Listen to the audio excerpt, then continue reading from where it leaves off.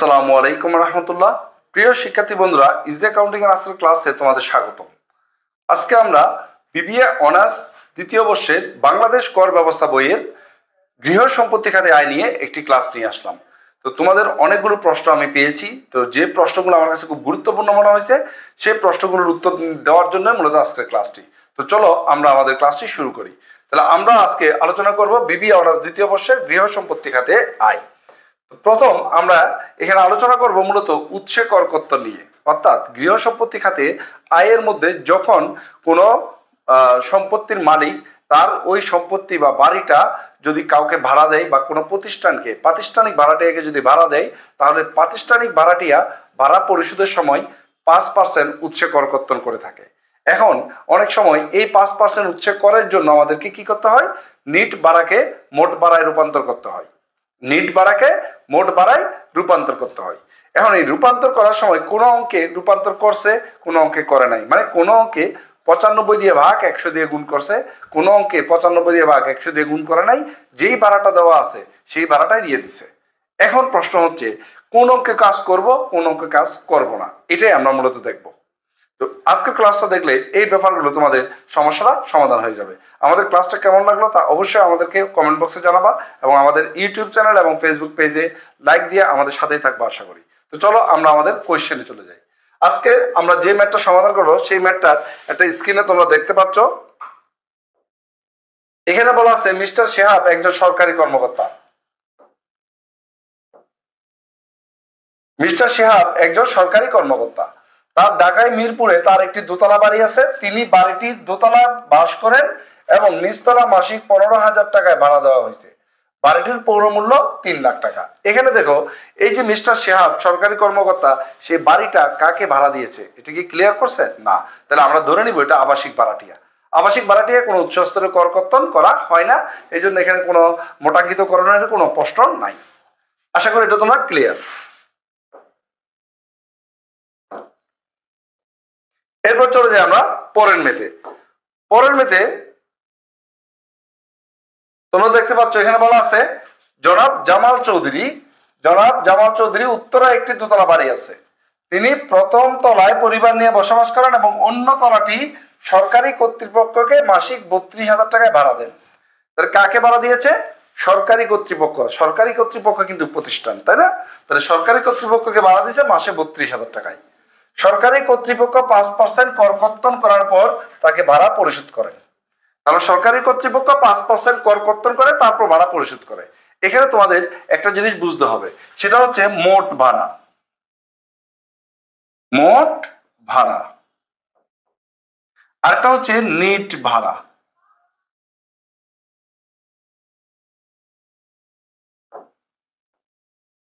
একটা হচ্ছে মোট ভাড়া আর একটা হচ্ছে নিট ভাড়া। এই মোট ভাড়া কি নিট ভাড়া কি? বাড়িওয়ালা যে টাকায় মোট ভাড়া দিছে সেটা হচ্ছে মোট ভাড়া। ধরো একটা বাড়ির আমি ভাড়া দিছি 1 লক্ষ টাকা বছরে, মাসে 1 লক্ষ টাকা ভাড়া। এখন যখন যে প্রতিষ্ঠানকে ভাড়া দিয়েছি সেই প্রতিষ্ঠান ভাড়া পেড করার সময় 5% করকর্তন করে। তাহলে 1 লাখ টাকার 5% হচ্ছে কত? 5,000 টাকা। তার মানে প্রতিষ্ঠান আমাকে পরিশোধ করবে কত? 95,000 টাকা। তাহলে এটা হচ্ছে নিট ভাড়া, আর এটা হচ্ছে মোট ভাড়া, আর এটা হচ্ছে কি কর। কত পার্সেন্ট? 5%।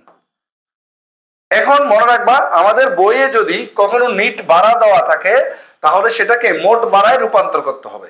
নিট ভাড়া দেওয়া থাকলে সেটাকে মোট ভাড়ায় রূপান্তর করে লিখতে হবে। এটাকে বলা হয় মোটাঙ্কিতকরণ। এখন নিট ভাড়াকে মোট ভাড়ায় কিভাবে রূপান্তর করব? তখন দেখো, নিট ভাড়াটা কত? নিট ভাড়াটা হচ্ছে 95,000। নিট ভাড়াটা হচ্ছে 95,000। এটাকে যদি আমরা বলি 5% ট্যাক্স কাটার পরে না, তাহলে আমি কত পার্সেন্ট পাইছি? আমি পাইছি 95%। এটাকে যদি আমরা 95 দিয়ে ভাগ আর 100 দিয়ে গুণ করি তাহলে আমি এই মোট ভাড়াটা পেয়ে যাব। এখন কথা হচ্ছে তোমরা কখন এই 95 দিয়ে ভাগ 100 দিয়ে গুণ করে লিখবা আর কখন পুরো ভাড়াটাই লিখে দিবা। তাহলে একটা জিনিস আগে ক্লিয়ার করি, আমরা আমাদের খাতায় যে ভাড়াটা আমরা লিখবো সেটা হচ্ছে মোট ভাড়া। খাতায় আমরা যে ভাড়াটা লিখবো সেটা হচ্ছে কি মোট ভাড়া। আর কোয়েশ্চেনে যদি মোট ভাড়া দেওয়া থাকে তাহলে ওটা সরাসরি লিখবো। কোয়েশ্চেনে যদি নিট ভাড়া দেওয়া থাকে তাহলে সেটাকে মোটাঙ্কিত করে লিখবো। আশা করি ব্যাপারটা ক্লিয়ার। এখন আমরা দেখবো আমাদের কোয়েশ্চেনে কি দেওয়া আছে, মোট ভাড়া দেওয়া আছে না নিট ভাড়া দেওয়া আছে। এটা একটু আমরা দেখবো প্রথমে, কেমন? এই জিনিসটা বুঝতে পারলে তোমাদের আর কোনো সমস্যা থাকবে না আশা করি।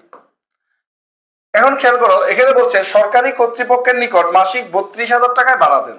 তার মানে দেখো তো, আমি বাড়িওয়ালা, আমি যদি কাউকে একটা ভাড়া দিই যে 32,000 টাকা বাসা ভাড়ায় আপনি এখানে থাকেন বা এখানে কাজ করেন, 32,000 টাকা বাসা ভাড়া, তাহলে এখান থেকে কি ট্যাক্স কাটার পরের ভাড়া এটা না ট্যাক্স কাটার আগের ভাড়া? তাহলে অবশ্যই নির্দিষ্ট আগের ভাড়া, কারণ যে ভাড়াটা ভাড়াটিয়া পরিশোধ করে সেটা হচ্ছে ট্যাক্স কাটার পরে, আর আমি যে টাকায় ভাড়া দিয়েছি সেটা হচ্ছে ট্যাক্স কাটার আগে। তার মানে এখানে 32,000 টাকা হচ্ছে মোট ভাড়া। 32,000 টাকা কি মোট ভাড়া। এই জন্য এখানে মোটাঙ্কিত করার প্রয়োজন নাই। তাহলে তোমাদের আরো শর্টকাটে যদি তোমরা মনে রাখতে চাও, সেটা হচ্ছে যদি বলা থাকে ভাড়া দেন, আবারও বলতেছি যদি বলা থাকে ভাড়া দেন, ভাড়া দেন যদি বলা থাকে, তাহলে মনে রাখবা মোটাঙ্কিত করার প্রয়োজন নাই। এখানে যদিও বলছে সরকারি কর্তৃপক্ষ 5% কর কর্তন করার পর তাকে ভাড়া পরিশোধ করেন, এটা নিয়মে আছে, তাকে এভাবে ভাড়া পরিশোধ করতে হবে। কিন্তু এই যে ভাড়াটা দেওয়া আছে 32,000 টাকা, এটা কিন্তু সরকারি কর্তৃপক্ষ যেই ভাড়াটা পরিশোধ করে সেটা না, বাড়িওয়ালার সাথে যে ভাড়ার চুক্তি হয়েছে সেই ভাড়াটা। এই জন্য এটা হচ্ছে মোট ভাড়া। আর মোট ভাড়া থাকলে আমাদের মোটাঙ্কিত করার কোনো প্রয়োজন নাই। আশা করি ক্লিয়ার। এবার আমরা চলে যাই আরেকটা ম্যাথে। এখানে তোমরা যা আছে সরাসরি বসাই দিবা। আরেকটা ম্যাথে আমরা দেখতে পাচ্ছি জনাব তরিকুল ইসলাম নিম্নবর্ণিত গৃহ সম্পত্তি খাতে আয় দেওয়া আছে। তিনি ঢাকা শহরে একটি 3 তলা বাড়ি রয়েছে, বাড়িটির 3য় তলায় তিনি থাকেন, নিচতলা ও দোতলায় একটি কোম্পানিকে ভাড়া দেন। কাকে ভাড়া দিছে? একটা কোম্পানিকে ভাড়া দিছে। তাহলে দেখো এখানে সে এই ভাড়াটা দিছে কাকে? একটা কোম্পানিকে ভাড়া দিছে। প্রতিষ্ঠানটি উৎসে কর কর্তন করে তাকে মাসিক 38,000 টাকা ভাড়া প্রদান করে। এই যে দেখো, প্রতিষ্ঠানটি তাকে ভাড়া দেয় কত? 38,000। কে দেয়? প্রতিষ্ঠান দেয়। তার মানে বাড়িওয়ালার সাথে যে চুক্তি হয়েছে সেই ভাড়া না, এটা প্রতিষ্ঠান যেটা পেড করে। তাহলে প্রতিষ্ঠান পেড করে কত? 38,000 টাকা। তো প্রতিষ্ঠান যেটা পেড করে সেটা কি? নিট ভাড়া। তার মানে এখন আমরা এই 38,000 কে সরাসরি 38,000 টাকা না লিখে এটাকে 95 দিয়ে ভাগ 100 দিয়ে গুণ করব, তাহলে 1 মাসের ভাড়া আসবে। এটার সাথে আমরা 12 মাস হলে 12 দিয়ে গুণ করে তারপর ভাড়াটা লিখে দিব। তাহলে এখানে কেন? এখানে দেখো ভাড়া প্রদান করেন বা ভাড়া পান, এই কথাটা যদি লেখা থাকে তাহলে মনে রাখবা এখানে কি আসবে? মোট ভাড়ায় রূপান্তর করতে হবে। ঠিক আছে? তাহলে এই জন্য প্রতিষ্ঠানটি উৎসে কর কর্তন করে তাকে ভাড়া দেন কত? 38,000 টাকা। তার মানে বাড়িওয়ালা যে ভাড়াটা পাচ্ছে সেটা হচ্ছে নিট ভাড়া, আর নিট ভাড়াকে তোমাকে মোটাঙ্কিত করতেই হবে। আশা করি এটা ক্লিয়ার।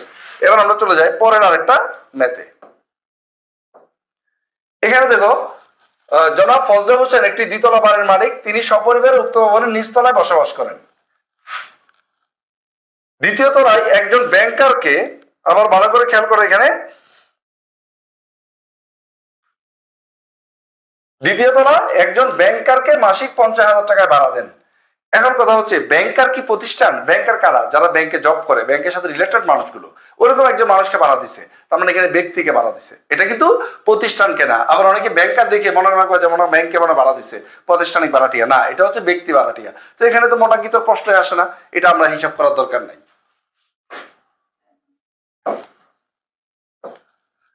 তারপর আরেকটি ম্যাথে আমরা দেখতে পাচ্ছি এখানে জনাব সিরাজুল হক, এখানে দেখি ঢাকা শহরে 3তলা বাড়ি রয়েছে, বাড়িটির 3য় তলায় তিনি থাকেন, নিচতলা ও দোতলা কোম্পানিকে ভাড়া প্রদান করেন। কোম্পানির প্রতিষ্ঠানটি উৎসে কর কর্তন করে তাকে 50,000 টাকা ভাড়া প্রদান করে। তার মানে প্রতিষ্ঠান পেড করে কত? 50,000। কি করে? উৎসে কর কর্তন করে। কত ভাগ? 5 ভাগ। তার মানে দিছে কয় ভাগ? 95 ভাগ। এটাকে 95 দিয়ে ভাগ 100 দিয়ে গুণ করে মোটাঙ্কিত করতে হবে। আরেকটা অঙ্ক দেখে আমরা, জনাব মাসুদ ধানমন্ডিতে একটি 2তলার বাড়ির মালিক। জনাব মাসুদ ওই বাড়িটির 1তলায় পরিবার নিয়ে বসবাস করেন এবং অপর তলা মাসিক 50,000 টাকায় একটি ব্যাংককে ভাড়া দেন। একটু আগে কাকে দিছিল? ব্যাংকারকে। এখন দিছে কাকে? এখন দিছে হচ্ছে ব্যাংকে। তাহলে ব্যাংক হচ্ছে একটা প্রতিষ্ঠান, মনে রাখবা ব্যাংক কি? ব্যাংক একটা প্রতিষ্ঠান। তাহলে যেহেতু ব্যাংকে প্রতিষ্ঠান ভাড়া দিয়েছে, এখানে আমাদের মোটাঙ্কিত করতে হবে, মানে সরি এখানে প্রতিষ্ঠানিক ভাড়াটিয়া। এবার আমরা দেখি ব্যাংক 5% উৎসে কর কর্তন করে জনাব মাসুদকে ভাড়া প্রদান করে। এখানে একটা জিনিস খেয়াল করো তো, ব্যাংক 5% কর কর্তন করে ভাড়া প্রদান করে, কিন্তু ব্যাংকের সাথে চুক্তি হয়েছে কত টাকায়? 50,000 টাকায়। এটা কিন্তু নিট ভাড়া না, এটা কি মোট ভাড়া, যেহেতু এখান থেকে এখনো কর কর্তন করা হয়নি, তাই এটা হচ্ছে মোট ভাড়া। এখানে আর মোটাঙ্কিত করার প্রয়োজন নাই। তাহলে আশা করি তোমরা এই টাইপের ম্যাথগুলো যদি পাশাপাশি রেখে চিন্তা করে দেখো তাহলে খুব সহজে এই জিনিসটা সলভ করতে পারবা, আর তোমাদের কোনো সংশয়ের থাকবে না।